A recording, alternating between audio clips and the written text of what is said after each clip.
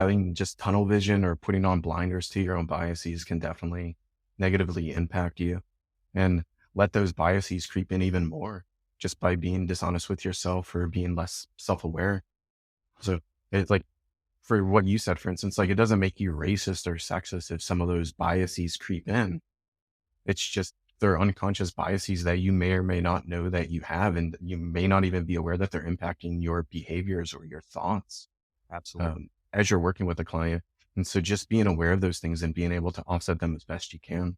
It's not making you a good person or a bad person to have these biases. And I think a lot of people do start attaching like stigma or judgment to different biases that they hold.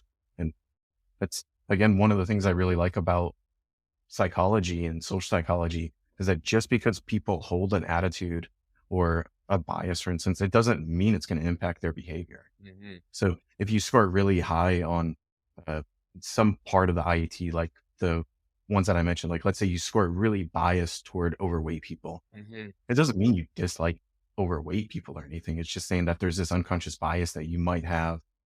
And so think about maybe how you can offset it. So Right. it's not a good or a bad thing. It's just how to use it. It doesn't mean you've gone through your whole life mistreating people who are heavier.